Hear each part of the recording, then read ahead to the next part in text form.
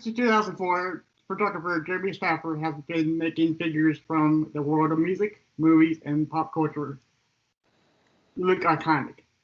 Rightfully regarded as one of the most stylish and likable visual artists in contemporary music, he has crafted a recognizable, unique, and fantastical range of styles that continue to dazzle in fresh and creative ways. Utilizing his natural gift for his alternative flair, it is Jeremy's calling card to develop images and looks for clients that are truly making them the subject matter shine with star appeal and majestic imagery. His coffee book, his coffee table book titled Daughters of Darkness is scheduled to release October 30th via rarebirdlit.com or at daughtersofdarknessbooks.com. Ladies and gentlemen, Mr. Jeremy Saffer. Thank you so much for having me. I really appreciate it. Yeah, man, it's a wonderful thing that I was so easily contactable with you because usually celebrities are very hard to contact. Um, uh, Let me just tell the people how I met you first of all, because it was so shocking to me. Yeah, absolutely. There is a subscription box called Zobi Metal Box, and they just came out like a few months ago, and I unboxed the most recent one, which came out in, I think this is October, right? Yeah, yeah, yeah. This is October. Yeah, so I unboxed the October box, and Jeremy stuff was all in, and I'm like, what is this? This is awesome, right? So I posted it on YouTube, my reaction, and Mr. Jeremy here, he commented on it saying that he took pictures of Johnny Galvacon, and I was like, holy crap, I need to get in touch with this guy, right? So I asked him to email me, and you're here, So yeah, so thank you very much for coming on the show with us. This was awesome. Thanks for having me, and I'm glad you like the Zobi box. It's something I've been working on with JR for about a year now, which is awesome. That was, I think, our 4th or 5th box. Right. And we have another one around the corner already, which is awesome. Okay, so you started the Zobi Metal Box. Yep, JR and I. Okay, yeah, wait, yeah, okay, yeah, because man, I've been looking for like anything metal box, and this is just great. This is just great. A few things that I really love in there. And all of your all of the boxes comes with your for a special photo inside of it signed. And my all-time favorite has been the Misfits for a long time, and I could not. And I was blown away when I got this one. This is awesome. Yeah. The Doyle print, Doyle's awesome. And I was super stoked when I got it signed too. Now, do you send these pictures to the artist and have it signed, or how does that work for y'all? So anytime we put a box together, nowadays we kind of put a theme together, and that's from the guitar box. And Doyle's a very good friend of mine. I do most of his photos, and a lot of his t-shirts, hoodies, a lot of his stuff has my photos on it. And basically what would happen is JR and I would figure out what artist would fit like a guitar box. And I know Doyle's a good friend of mine. I can get him to sign prints and be a part of it. And it's really cool because I get to get all my friends involved with Zobi, and it crosses over to a collector community, not just a music community. And I'm both. I'm a huge collector and nerd, and that's how I got in to Zobi for sure.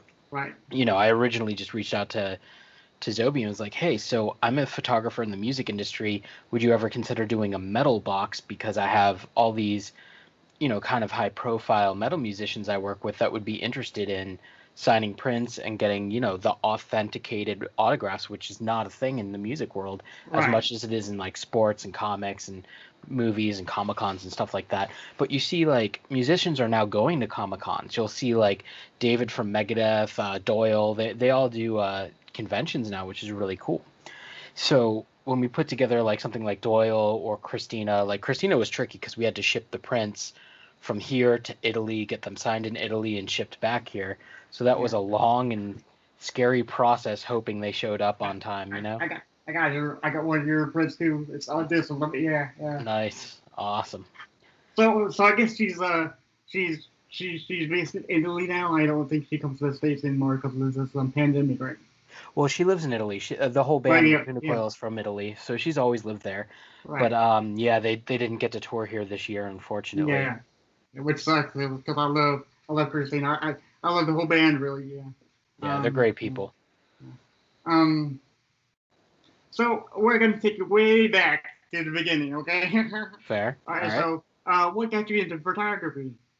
So when I started, I was a musician. So I was in a lot of bands, and I would always open up for bigger bands, and I would take pictures of those bands to kind of show off, this is who we played with.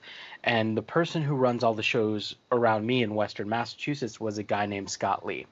He saw me photographing those shows, and he was like, "Why don't you come shoot all my shows?" So I started shooting all the local shows, which at the time was, Shadows Fall, All That Remains, Lamb of God, Hatebreed, all the up and coming metalcore bands when that first started. And he also worked for a bigger company called Mass Concerts, who put on kind of the bigger shows at the Palladium in Massachusetts, the Webster Theater, and all over New England, like Warped Tour as a promoter. And so I started working for them as a concert photographer. And for me, it was always for fun. It was never like a job. It was just cool. I get to see Cradle of Filth and photograph them, and I get this close to Cradle of Filth and get to watch the show, and that's really cool. So my dream forever, since I was a little kid, was to go to Berklee School of Music. My guitar teacher was actually Ollie from All That Remains. And Wow. Nice. yeah, we live on the same street in Long Meadow where we grew up in Massachusetts. I miss that dude. He was an amazing dude. Yeah. So I get to Berklee School of Music, and I end up just being miserable because my thing with music is I could play metal, but if I'm told to play jazz or blues or something I don't like, I'm not like I'm okay with it, but I kind of cringe my teeth and get through it. You're right. Yeah. Yeah, because I'm not into it. Right. And by my second semester, I was just so miserable. I was skipping homework to go shoot concerts.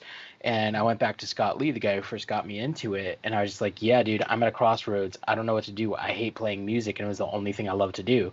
He's like, well, what do you like to do? I'm like, well, take photos. He's like, do that. And he was like the person who kind of opened my eyes to like, oh, okay, this doesn't have to be for fun. I can maybe do this for a job. So I immediately started shooting more concerts, going on tour. I jumped off tour, went to a photo school that was a 10-month intensive photo school. Jumped off Ozfest, went to school, jumped back onto Ozfest, and just kept on touring and started doing more portrait work. And then around like 2004, 2005 is when I started really doing more and more photo shoots rather than shooting just concerts. So I would do album art, merch art, magazine covers, spreads, stuff like that, but also shooting live. And then I also got really into fine art nude photography of models for galleries, exhibitions, and art magazines and art books. So I kind of shot the two of those kind of split. And that's kind of where I started. Right. Yeah, that's cool. Yeah, sometimes you just gotta get out there and do it sometimes because that's the best way to do anything in life, Just Absolutely. get out and do it. My next question is about your photography gear. Now there's a lot of talk between two companies, whether it's Sony versus Microsoft, Apple versus Microsoft. It's all over the board. My next question is about Canon or Nikon. Is it really all about the gear, or do you make the picture stand out yourself? I think it's like Pepsi and Coke. It's kind of what you prefer. For me, I never liked Nikon because their color was always super oversaturated. It would be like if I took a color of what's in front of me, the color would be much more colorful in the file than what actually exists, whereas Canon was more exactly what I saw, and that's what I liked. I actually don't shoot Canon anymore. I've been with them for 15 years, but I recently switched over to Leica, which is insane. It's so much better. Yeah. Like Leica is such a great camera, and I went to mirrorless when I've been DSLR for 15 plus years, so it's definitely a change. But I definitely think if you're a photographer and you have a vision, you want the tools to bring your vision to life and to make it as accurate to what you want to see. Because if you're using tools that are not going to get you what you want, you're going to spend so much more time in post production and editing in Photoshop, Lightroom, whatever you use, getting your photos to look the way you want them to, rather than shooting it, getting it right on camera, minimal editing, and you're done. And I've always been taught, I learned on film. I started on, Right. Film cameras. You started out the best way. Yeah, no, Film camera. Yeah, yeah. absolutely, because it's Yeah. you get it right in camera. You don't get unlimited files. You Right. have as many frames as you have per that roll, or how many rolls you have, and developing them's a pain in the butt. Making prints out of them's a pain in the butt. So getting to learn to get everything right in camera so you don't have to edit as much, and knowing that every minute you're spending editing is time you're not spending booking more shoots or shooting more, is kind of, it takes away from all that. So trying to get it all right in camera is really, really important for sure. Right. Yeah, I was amazed about how much stuff you bring to a shoot because I was watching one of your videos and you were shooting some kind of I think it's like a festival or something, and you had a lot of stuff to bring with you. Yep. How long does that normally take to pack up and bring to the set and unpack? I mean, that must take you forever in a day, right?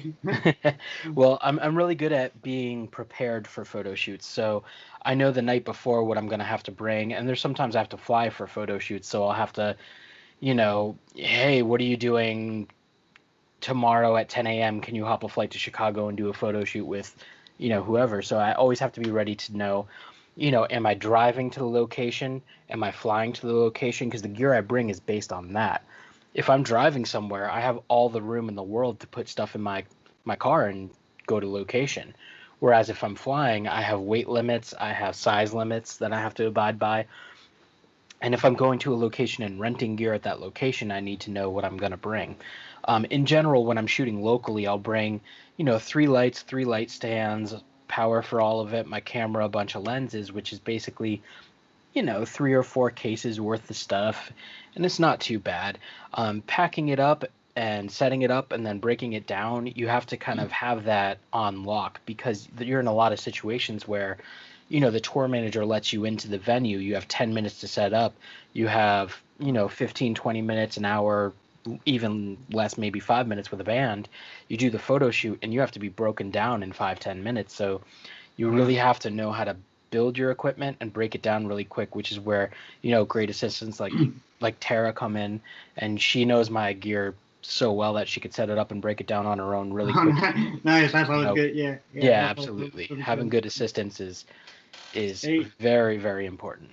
A1, right? Absolutely. Now, how does your sessions with musicians work? Do they? I know they sometimes contact you and you contact them, but is it like an all day shoot sometimes, or like do they just contact you for like an hour or two, and if so, how is it on set? Is it more like a do they know exactly what to do sometimes or not? Every shoot is kind of its own beast. Like you don't know what you're getting into until you start talking. So Right. some bands, you do a shoot for a magazine and it's something like a one shot and you only need 5 minutes with the band and you shoot them on the way to stage and the magazine sets it up and that's easy stuff. And then you have something where, a band or record label hits you up and you need to do a full layout or a cover shoot with a massive spread or even multiple things. Cause there'll be times where I do shoots that are like one giant band shoot, but it's not just for singular usage. It's like for the album, for their merch, for a couple magazine covers, for a magazine spread, for all their endorsement stuff, like their guitar endorsements and their drum endorsements, and just a full day. And then sometimes you get those big shoots that are 2 or 3 days long. It's always different from 1 second photo shoots with one light to 3, 4 days of photo shoots with every variety you can imagine. But Right. yeah, it's always different for sure. So which session would you prefer? Would you prefer the short ones and not get as many pictures, or like one of those 2 or 3 day ones where like I got so much stuff I don't know what to do with it. The more photos, the better, in my opinion. Okay, yeah. No matter who I'm working with, I would always like to get more and do more. So, you're really limited when you have 5 minute, 10 minute shoots, but that's because the band, they're on a show day. They have to wake up, get ready, sound check, do the quick photo shoot, eat dinner, get on stage, play the show, do a meet and greet, and then go to the next venue. Yeah, So right, yeah. it cuts into their day, and you have to be very, mindful of that. But on those off chances that I get, a 2-3 hour photo shoot with a band in one of those situations, it's always great because we get so much good stuff. And the more you shoot, the more you get. That's awesome, because the first couple shots you get with a band you don't know well is usually an icebreaker. It's kind of them learning how you shoot, you learning how they pose, you learning what they like, what they don't like in photos. And the more you shoot, the more you get comfortable with each other Right. and start getting better and better and better stuff. So definitely, like, more time is better for sure. Right, right. Well, the reason why I wanted to get you on my show was because well, one of the reasons, was, you said you worked with John Gabacon, right? Yeah. If you have his And, book, I did all the photos in his book. yeah, and Nico Gabacon has become one of my favorite of all time bands now. They're like amazing, right? And John Gabacon is really, really funny because he has a YouTube channel called Right Now. Yep. Yeah, he does. So, uh, if you can you take you through the day working with him? Because I know he's like amazing guy. Goblin. I'm sorry. So, yeah, how is he? To work with? I mean, did he cut up with you all the time, or like how was the atmosphere? So the way that happened is I've known Necrogoblicon for a little while because the Human Abstract dudes who I toured with back in the day with All That Remains, Henry works with Necrogoblicon, and Brett is their manager now, which is awesome. And so I hit them up and mentioned, hey, I'm in Los Angeles. If you guys need a photo shoot, let me know. And they mentioned they were shooting, the book, shooting uh, the show right now, the ones with Yeah. Wes Borland, a bunch of other people were on it, Yeah. and they shot all those episodes back to back, which was hilarious. It was so Right, yeah. difficult not to laugh when they were Yeah. shooting it. So basically, I came in and it was two of the guys, and we did a bunch of shots of them with John Goblicon after he was in his full thing, and that was for Outburn magazine. It's up on the Outburn website, Right. and then we did an interview as well for it. Then he shot the show, and I was doing behind the scenes of the show as well as portraits of him with all the guests and stuff like that. And then afterward, we did a shoot for the book, which is all the photos you see in his book. Right. And it was just kind of a marathon of a day. It was kind of like you get there early and you just went and went and went, and then you took breaks and just kind of watched when he was doing the show, which was so funny. It was so hard not to die Yeah, I laughing. know. And Yeah. anytime they cut, everyone just started laughing so Yeah. hard. Yeah. So funny. But that's how my book came about. I did that shoot, and that book's on the same publisher as Right. my Yeah. book. And what happened was I did those photos, and I was going back and forth with the publisher. And I mentioned, hey, I've been working on this project for 12 years. Would you be interested in it? The Daughters of Darkness book. And he was like, yep, let's do it. So Yeah, cool. that's how that came together, and that comes out a week from today Right. on the Yeah. 30th. Yeah. That's cool. That's cool. I'm definitely gonna buy one of them packages. Oh, thank you. Yes, sir. Yes, sir. Yeah. My favorite right now show is the one, of course, with Wes. That's always a good one. And I find it so funny that he interviewed Keith Buckley and just called him Jeff Buckley the whole time. I was like, oh my God, that's so great. Yeah. So And the other funny thing about that is Keith is also a book writer. He has 2 books out, and they're also on the right. same Yeah. publisher. Right. Yeah. We're all kind of label mates, I guess. Yeah. That's awesome. That's totally awesome. Yeah, Keith is awesome. I know you worked with a lot of high celebrities and very well known musicians, but I just want to give you to give our listeners a kind of a who's who that you worked with before. Sure. So In terms of shooting bands live, I've shot pretty much any rock or metal and pop act that has toured the U.S. in the past 10 to 15 years for the most part. And then in terms of photo shoots, portrait shoots, I've worked with so many bands and actors. Let's see, Slipknot, Megadeth, Metallica, Slayer, Anthrax, Alice Cooper, Robert Englund, Doug Bradley, Johnny Depp, so many. A lot of horror actresses and actors, and mostly rock and metal for portraiture for sure. Well, I will say, I was an amateur photographer for a little while. It didn't really pan out, But I wouldn't say that your photos are like top notch amazing, dude. They're really, the colors really pop out. And the way you have them posed for you, that's really really cool. Thank you so much. Yeah, sure. So like you said before, your book, Daughters of Darkness, comes out a week from now. Yep. So let's talk about that for a few minutes. What inspired you to create the Daughters of Darkness coffee table book? So it's a long-winded answer, but it goes back to when I was, in a band and I was a kid and I was getting into black metal, and I knew who like Cradle of Filth and Immortal were, but I didn't know really much beyond that. And I love Cradle of Filth and their imagery and, their merch, and same thing with Immortal. So I would go to my local music store, which is the Music Outlet in Enfield, Connecticut, and I would flip through all the records, all the CDs, and as soon as I saw something with, okay, here's a nude model in the woods with a black metal-y logo, this is probably a band I'll like, I'm going to buy this, not knowing who the band was, and 99% of the time it was an awesome black metal band, and that's how I found bands like, Gehenna, Mactatus, Marduk, Satyricon, so many black metal bands just from flipping through and finding that cool album art and grabbing it. Anything with, a nude model in an occult setting, in a nature setting, anything with corpse paint or blood, and a black metal logo. I was like, all right, I got to get this. and that's kind of the foundation of, I always got excited when I found something I didn't know. And that's how I really expanded my knowledge in discovering black metal bands and doom metal bands. Like same thing with Theater Tragedy, Tristania, The Sins of Thy Beloved. All of those bands are had that kind of artwork, and that's what turned me on to first listening to them and got into so many bands that way.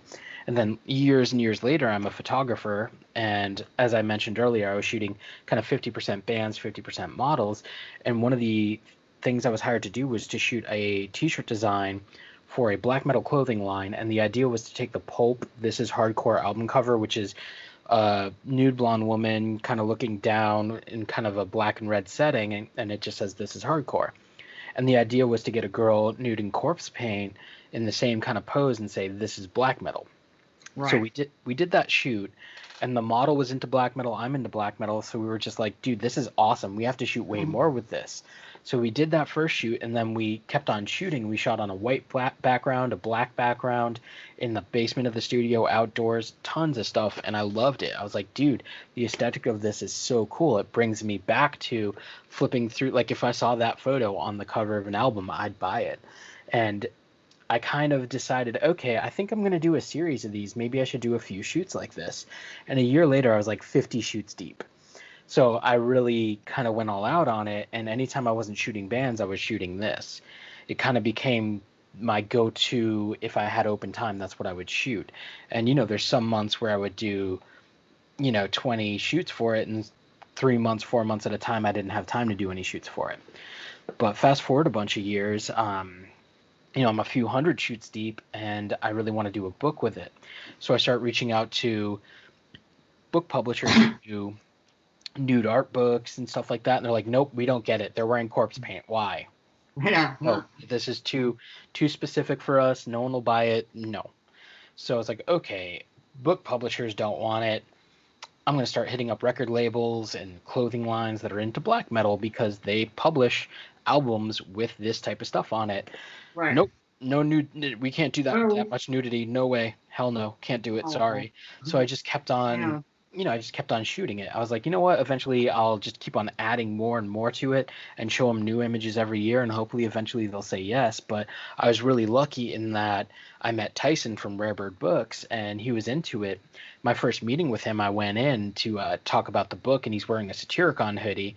So we talked about black metal for 2 hours before even like talking about the book, and that's just like, okay, I found the perfect publisher. And we got to Yeah. do so Yeah. much cool stuff. Like Right. we got to nerd out on black metal, and we still do. We talk every few days, and we're just talking about black metal, and then oh yeah, the book, you know, which is really Yeah. really cool. And we got to put together the compilation, the vinyl, and that was kind of a dream of both of ours, and we got to do it, which was really really cool. There was so much we got to do that was so awesome. Oh yeah. Um. Okay, so you're gonna have to help me with some of these pronunciation of the bands, because I know I'm not very good with band names. Okay, Yeah, no so worries. okay, so with the book also comes the vinyl soundtrack under the same name. You have bands like Abbott. Okay, so it's like Abbott or Abbott.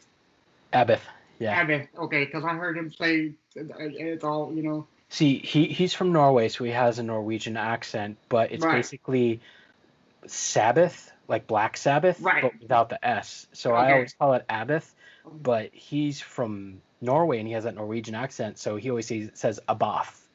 Yes. But I believe, Yeah. he says Black Sabbath or something like Okay. that. Yeah. Okay. So I don't know if it's Abath or Abbeth or Abat, whatever Right. Yeah. I think he'll respond to all of those. I'm pretty Okay. sure. I get you. Right. Okay. So you have bands like Abbott, Mayhem, 1349. Is Yep. it Watain? Watain, yeah, they're amazing. Watain. Okay. I Karak Agren, Angren. Yep, Carrick Agron, they're awesome. Okay, thank you for that. Carpathian Forest and many other bands on that vinyl record. Um, were these brand new songs from the band, or just for the record, or were they songs that you said, okay, this was a great one to be on here, this and this and this. So basically, what happened with that is Rarebird always puts out vinyl with their books. Like the John Goblikon book can come with a record, and And it's I got him that one reading. too. Yeah, Yeah, yeah, awesome. dude. Yeah. And it's him reading a chapter of the book. And he was talking about having, Randy Blythe from Lamb of God read his intro, or have Danny Filth from Cradle of Filth read the forward he wrote. But I had an idea, like, why don't we put out a black metal record? Like, either put out a song or, an album or something. So I reached out to Season of Mist, and I've worked with that label for a long time, and they were into the idea of putting together a compilation, and I sort of assumed they would kind of give me their newest singles to promote whatever's new and about to come out. But Right. instead, they were like, we'll give you the keys to the archive. You pick whatever bands you want, you pick whatever Wow. songs you want. So I got to go in and pick my favorite bands on Season of Mist, which are some of my favorite black metal bands of all time, Right. and pick my favorite songs by those bands. Where, you're picking a Mayhem song, you would assume you would pick something early on from De Mysterious or something newer with Attila, but I went Grand Declaration of War because I really love Maniac era Mayhem. And Abbott, Immortal's my favorite band, and when Yeah. he split with Immortal and they kind of went their separate ways, I was worried. I was like, uh-oh, is Abbott still Oh, gonna sound like bad, Abbott? dude. Yeah. But it's amazing, and Count the Dead was my favorite song on the album, so I got to start the album with that. And there's just so many awesome bands on there, but it has such variety. Like the models in the book have such variety. They're, you know, they come from everywhere. They're so different, and the shots are so different. You have shots that are, in studio, outdoors, dark, bright. It's just a huge variety, and the album also has so much variety because it has that thrashy black metal, the doomy black metal, the black and death, the symphonic black metal, the classic raw black metal, the kind of newer black metal as well. And it has all those classic bands like, Mayhem, but it also has newer bands like Hellfro, who just came out this year. But then it also has like Rotting Christ, but it doesn't have a classic Rotting Christ song. It has something from their new album. And same thing with And Oceans, who just got back together, thankfully.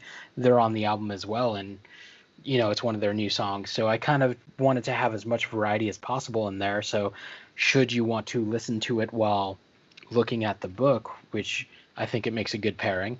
Which is the most. Yeah, exactly. Yeah. That's the way to Yeah. do it. I figure it shows you a bunch of variety, and by the time you get to whatever spot in the book, things in the book have changed, so the sound completely changes, you Oh, know? wow. Yeah. Uh, um, yeah, because I've been collecting for vinyl for about a year and a half now, and I have a lot of them. So I'm very eager to order one with the actual record too, because to be honest, I haven't heard very much of black metal music, and I'm really interested in it. Because my mind grew up when grew with me as I was growing up, and way back in the day when I was in high school, I listened to nothing but Metallica. Metallica was lit for me, man, just all day, every day. As I grew Yeah, up,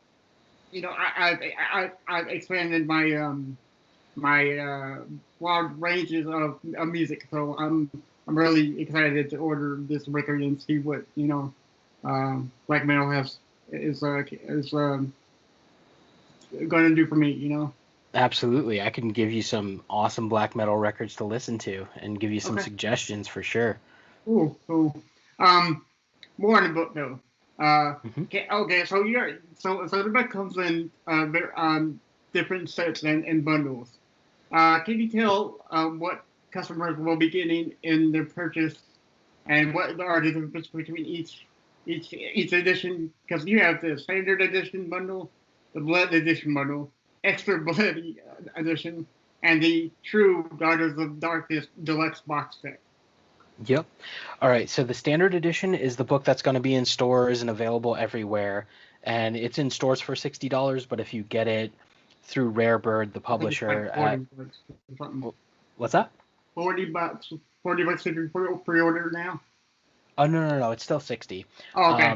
But it's the same. It'll be in stores, but you get all these extras. So if you go to daughtersofdarknessbook.com, you can pre-order the book and you get, like corpse paint guitar picks that look like this, these kind of Yes. guys. I Yes. think you got one in the I got. last book, right? I did. I got one of them. I think I got the one that you showed me. Um, I got this bad boy right here. Ah, nice. Yeah. Yeah. Yeah. So Awesome. that's cool. Yeah. So you get all sorts of stuff. There's a pop socket, there's stickers, there's pins, and that's just with the standard edition. And then there's the Bathory edition, which comes in a slipcase, and it's a huge book. It's like the size of my torso, and it's like Mm. 6 pounds, something like that. The Bathory edition comes with extra prints. The standard edition comes with prints too. Every order is going to come with autograph prints, autographed by the models. They're kind of randomly inserted, so it's kind Okay. of Nice. a little Yeah. extra bonus we added to Mm. it. Um, and I think that one comes with, I don't remember what everything comes with off the top of my head. You would have to go to the website, but Right. I'm pretty sure it comes with just extra prints, extra pics, extra stickers, extra pins. The next one up is the Bloody Bathory edition. Oh, Bathory edition comes with the vinyl, by the way. Bathory, Bloody Bathory, and the box set all come with the vinyl. The standard edition does not. Right. Right. Um, the Bloody Bathory edition is the same slipcase Bathory edition, but it comes with, I think, a T-shirt, um, even more prints, even more extras, and of course, it comes with the vinyl as well. And that I remember that one being the most like bang for the buck if you got one. Like that Right. comes with so much extra stuff. Right. And then the box set is totally custom. It's a different cover, a different slipcase, and it's like 7 or 8 pounds. It's massive, and it's hand sewn, and it has 24 extra pages in it that are not in the other books, with Okay. 24 extra photos and whatnot. Right. And then it comes in a handmade wooden box with the Daughters of Darkness logo in it. Then it comes with a set of corpse paint. It comes with a hoodie, a T-shirt, um, a ton of prints. I think it comes with something like 30 or 40 prints. It comes with candles. It comes with a velvet throw. It comes with a book display, which is a wooden book display that opens up like this, and you can lay the book on it, Oh wow. which is Yeah. pretty Yeah. cool. It's wooden, Yeah. and there's only 25 of those available. It comes with a certificate of authenticity that's signed and stuff and hand numbered.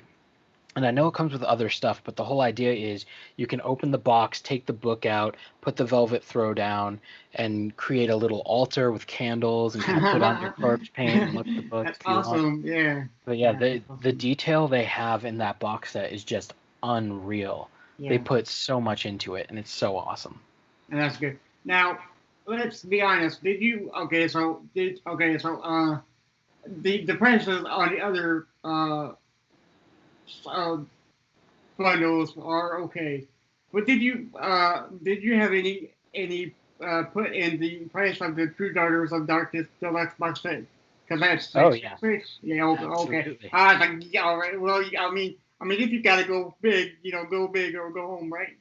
Yeah, absolutely. That's definitely Because that's a the lot of big a lot because of good as quality stuff in it. oh So, yeah, and as you can imagine, doing a small run of hand sewn books that have 24 extra pages and handmade everything, and it's all put together by hand as well.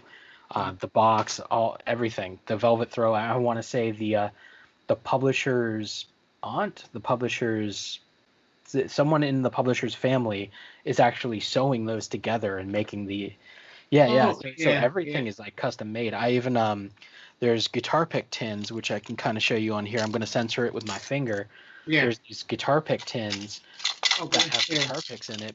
What we did for the box set is we opened it up and there's 18 different guitar picks, and Tara and I put in every single guitar pick. So the box set gets everything. They get every print that the standard Bathory and Bloody Bathory get because they all get different prints. right, yeah. The true one gets all of them. All So for $666. Can't beat that. yeah. um. So okay. So your book has an introduction by the Almighty Brandon Bly of Lamb of God, and forward by Danny Phillips of Creole Phil. Rightfully so. Um. Can you tell me? Can you first of all? Can you tell me why you picked these two heavy hitters in the metal industry? And was it hard to get them to do this, or did they just say, "Sure, I'll do it"? So with Randy, Randy's been a good friend for so many years, and he's also a photographer. Right. He's actually who got me into Leica. He's a Leica photographer, and he's the one who's like, you need to check out Leica, and that's why I'm shooting Leica now, thanks to Randy, because he's the best dude ever. Yeah. Yeah. So very early on, when he first got into photography, we would always nerd out, and he would come up to me and, hey, what do you think of this lens? Here's what I've been shooting, and we would show each other, you know different things. Sorry, something popped up on my screen. That's Let fine. me That's fine. delete that. Cool. So we would show each other work we've been working on, and he would show me like new shots he's been doing. I'd show him new stuff I've been doing, and one of the things I showed him very early on was the corpse paint project. And he was such a huge fan. He's like, dude, these are awesome. When's the book coming out? And that was before a book was even Yeah. in the thought process. Yeah. So he would, every time I see him, we would talk about photography, and then he'd be like, when's the book coming out? Always positively kind of nudging me along to keep working on it, keep doing it, keep at it. And he knew like there was a while there where I was really trying to get it out as a book and unable to, and he was still always like, I can't wait to have the book in my hands, dude. It's gonna be awesome. So he was always so positive. So when it came to like the book actually coming to fruition, there was no question. Randy knows me. He knows my photography. He knows the project. He's the perfect person to have talk about the book and talk about the project and write that intro. And then when it came to someone who was integral in the foundation of the project, Cradle of Filth, their merch, their album art was definitely a big part of the foundation of this book because they always use nude art all the time. They still do, and it's amazing. So being able to get Danny Filth to do it was just incredible. I have the best manager on earth. My manager is Dez. I don't know if you know Devil Driver. He's the I do. singer. Yeah, Yeah. the singer of Devil Driver and his wife are my management, and they also manage Cradle of Filth, and they also have a clothing line with Randy. Go figure. Yeah, they're like best buds, which is awesome. Yeah. So it's all kind of in the family. So when we were talking about someone to do the forward, it made sense to have Danny do it since he's been so inspirational to me, to the book, and luckily he was like, yep, I'll do it. And it's so nice of him. Such a rad dude. And management just made it happen. And they're the best people on earth. They're just always positive, always driving things forward, always making things happen. They're like a shot of anytime you talk to them, it's like a super adrenalized positivity shot to the heart, and you're just like, yes, you get super pumped. So yeah, thankfully, thanks to them, this was able to happen, and they made it work, and made it happen. So that's why Randy and Danny are involved, thankfully. Yeah. Because I met Randy when they were on tour with Machine Head way back when. This was before we gone to concerts, Um, uh,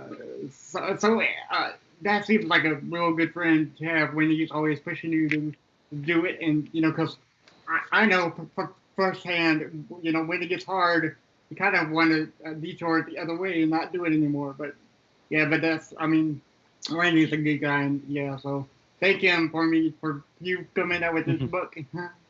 Absolutely, he is the best dude, and he's so full of positivity, and he's so great with words. Like him and Danny both are incredible with words and lyrics, and they're just very thoughtful and very smart.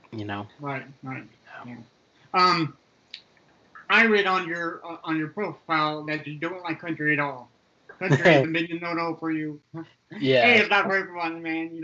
But what was it about black metal that drew you to this specific genre? I mean, was it the visual concept? Was it the guitars or the singing? Like what was it for you that really captured you? I think it was everything, but vocals definitely were a big pull for me. I always liked, the evil sounding demons in movies, and to me they sounded like those evil demons. And like the coldest, most evil thing you can hear. You listen to you watch a horror movie and you hear those voices, and it's like that sounds like black metal. Right. When I first got into it, Cradle of Filth was the first band they were like, for me, I got into Metallica first, as with most metal people. Metallica's their foundation, and then I went to, I kind of spiraled off to all the other forms of metal, thrash metal, death metal, power metal, all that other stuff. From Metallica, I got into Megadeth, Korn, Pantera, Slayer, White Zombie, all that stuff. But Cradle of Filth were kind of my Metallica for black metal. They were kind of the big foundation, and then I got into Immortal, Dark Throne, Mayhem, Satyricon, Diabolical Masquerade, Lymphonic Art, and all that kind of stuff. And I think black metal is probably one of the most versatile genres of metal, and that all death metal is death metal, even though there's a couple different subgenres of death metal. Thrash metal is thrash metal, power metal has a little bit of variation in there, but black metal is just such a wide spectrum because you have those super symphonic bands like Cradle of Filth, like Chark Agren, like Diabolical Masquerade, that are just so beautiful and huge sounding. And that's another cool thing about black metal. It's beautiful, but it's evil, so it has that duality to it. Right. And I always love that beauty and beast duality in movies. Like Legend's one of my favorite movies, and you have that awesome Tim Curry as Darkness with the coolest lines ever. Yeah. And then you have the beautiful, the innocence, the evil, and the battle between the two. And that very much exists in black metal, where you have this beautiful music and evil imagery and evil, raw, grim sounding stuff. And again, like just so versed with the symphonic stuff. You got the more death sounding black metal bands like Current Behemoth, like Rotting Christ. They're more like on the black and death spectrum. Right. You got bands like of course Dark Throne and Mayhem and all the kind of raw black metal bands, the classic black metal sound. You have the really thrashy black metal bands like Destroyer 666 and so many others. You have the really intricate black metal stuff like Dissection or Katamina. You have the really proggy black metal bands like the Great Old Ones and stuff that's kind of out there and doing more the proggy there's just so much to black metal where it's just such a wide variety, whereas you can't say I don't like black metal. There's so much out there where there's like, okay, maybe you don't like this sound in black metal, but here's a black metal band that sounds absolutely nothing like this black metal band. Right.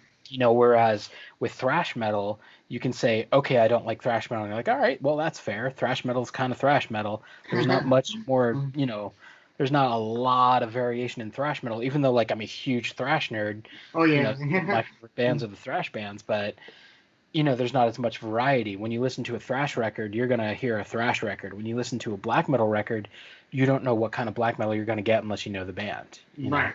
Yeah. And that's always so fun to find out for yourself the first time you listen to it. You're Yeah, like, holy absolutely. crap, it's yeah, this is it's awesome. So why do you think that black metal is more of a niche than any other genre? Because I hear more and more people talk about thrash and rock and regular heavy metal music, but I hear like almost nobody talk about black metal unless I'm hanging out with the wrong people. Well, I think black metal is still alive and well and doing well, but I don't think it's as popular as it was maybe 10, 15 years ago. There was a time where Cradle of Filth, Dimmu Borgir, and Satyricon, and to another extent Mayhem, really kind of took off and became popular. Like they were on Ozfest.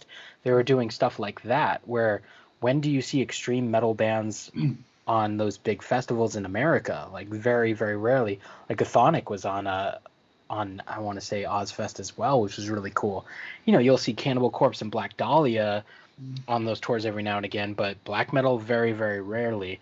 And they were touring the US a bit, they were all getting big, but there was one year, and I couldn't tell you what year it is off the top of my head, but Immortal broke up, Limbotic Art broke up, Emperor broke up, and a lot of the bands that were black metal were experimenting with being not black metal. So you got those bands like Dodheimsgard over, and so many others that are just experimenting with these avant-garde kind of sounds, or just being less black metal. Like Ulver's not a black metal band anymore. Their new stuff's great, but it sounds like Depeche Mode.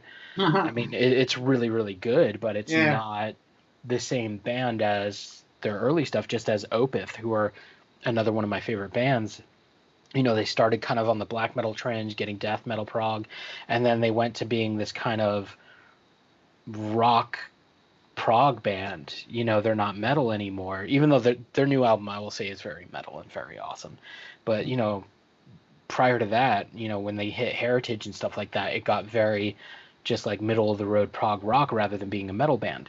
And I think a lot of black metal fans kind of got disheartened with all their favorite bands breaking up, all these bands kind of going by the wayside, all the bands that were black metal getting avant-garde. Like Mayhem's Grand Declaration of War is a kind of pre-example of that. That was right before all the bands got really experimental, and a lot of people don't like that record because it is experimental. It's something different. It's not traditional black metal. And then Satyricon, same thing. They got a little more rock oriented than just their traditional black metal roots. After Rebel Extravaganza, they kind of like with Volcano and with stuff like that, they sort of started doing kind of a rock thing, and they're still black metal, but there was more rock-driven black metal, which is, another subgenre of the 1,000 subgenres of black metal. And I liked it, but I could see like a lot of black metal fans were starting to, where's my black metal? What's happening to it? And then this whole new wave of black metal came in, and all these amazing bands came in, but it kind of pushed black metal underground a whole bunch from where it was. Like Cradle of Filth wasn't as big as they were back then. Dimmu Borgir's not as big as they were back then. All the black metal bands weren't touring the U.S. as much as they used to, and obviously right now no one's touring, but I'm seeing a big rise in it again. And I know another thing that really bummed people out was kind of hipsters kind of really got into black metal, but not really into it. It was kind of like, you always get mad when someone you feel is outside of the circle gets into what's your passion, Yeah. what's your inner circle. Right. So a lot of people are just like, but for me, anyone who's listening to black metal, that's awesome. If you're a hipster and you think, Transylvanian Hunger is a great album, it's a great album. So good. We share that, idea that Dark Throne rules, which they do. Yeah. But yeah, it's a very polarizing genre where you have purists, you have people that are more open, you have elitists, you have people that are all about everyone being into it, and then there's obviously the dark side of black metal where you have, the things that happened between Varg and Euronymous, where Euronymous was murdered, all the church burnings and stuff like that, the Black Circle. And you also have the massive NSBM movement where there are a lot of, unfortunately, white power and Nazi black metal bands, but luckily they're all being outed and kind of shoved out of the the entire scene. They're like, Yeah. dude, we don't want you anymore. Like Varg, for example, from Burzum, he said some terrible, terrible things, and people just kind of were like, okay, you know what? I'm not supporting Burzum anymore, and that's great. Like, Yeah. I Good. used to love Burzum.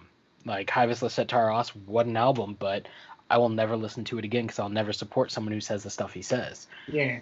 I immediately sold all my Burzum merch. I had Burzum test presses Yeah. even, and I sold those off. I have no more Burzum stuff.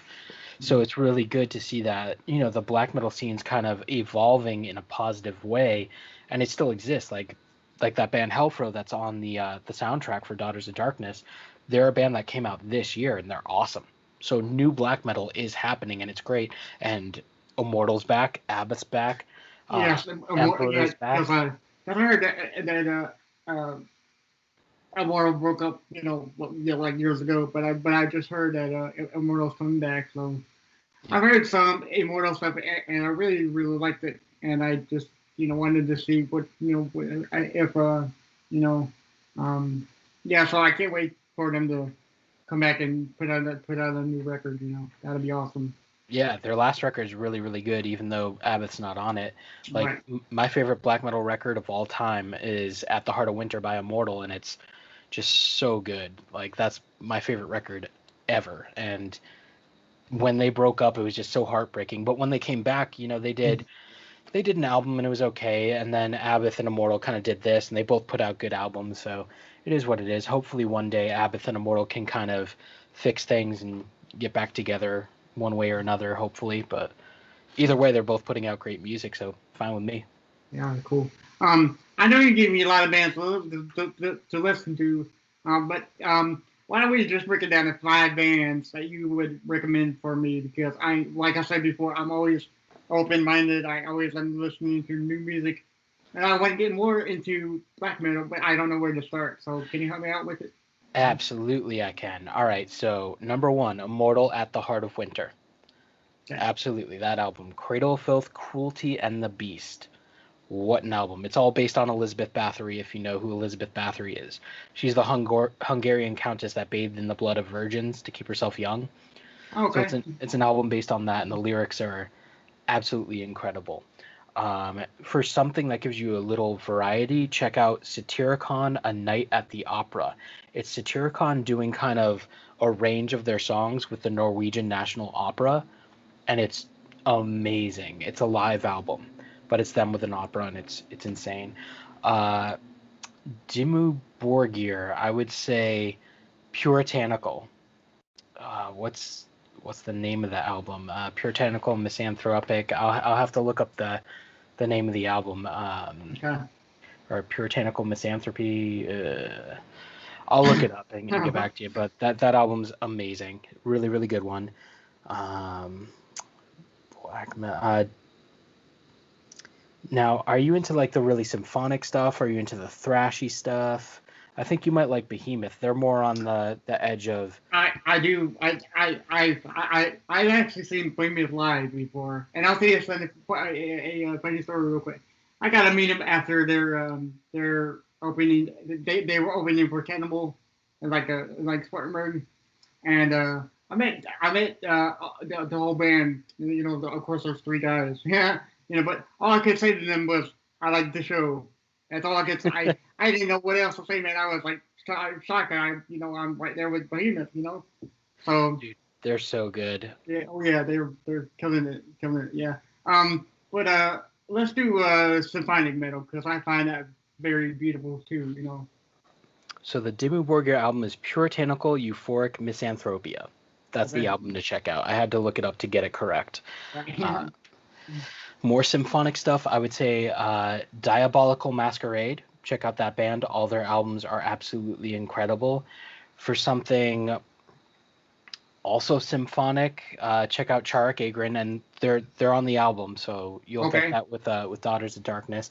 They do concept albums, so all their albums are kind of telling a story throughout the whole album. They're really good.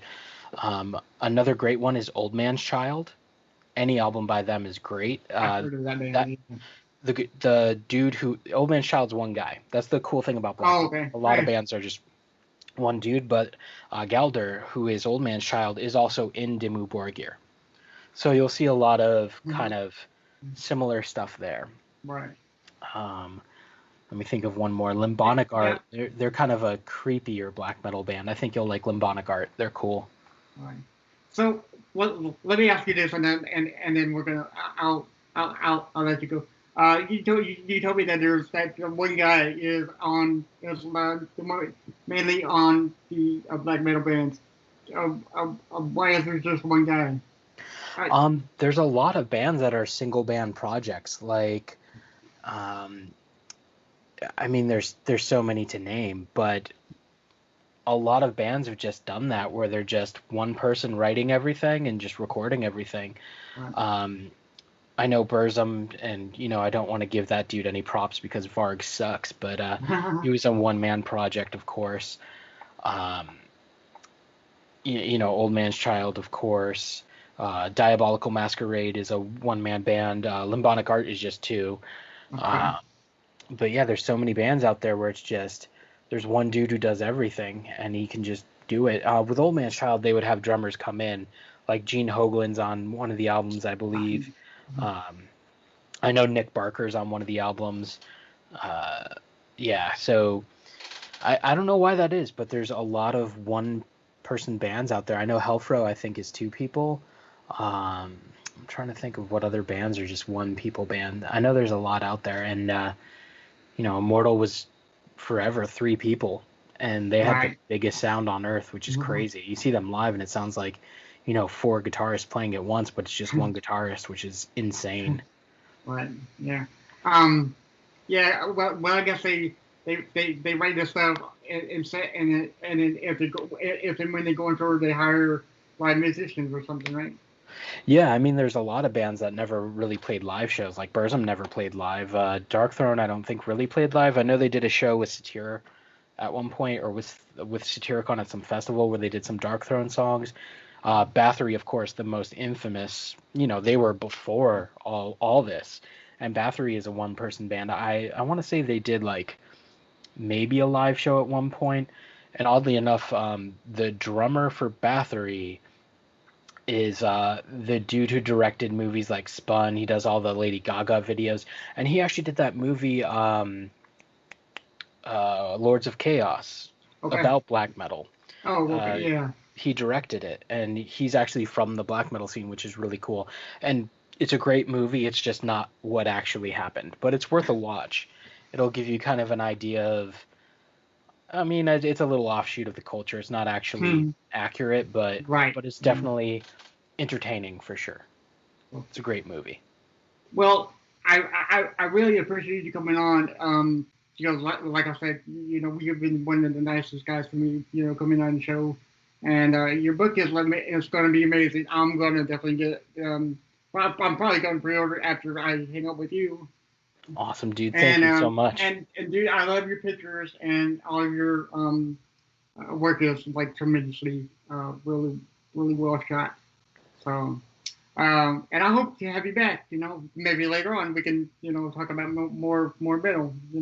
That'd be great. I could talk about metal all day, every day. Good. Yes, sir. Yes, sir. So, thank you very much. Appreciate it. Awesome. Thank you so much for having me. All right. Bye.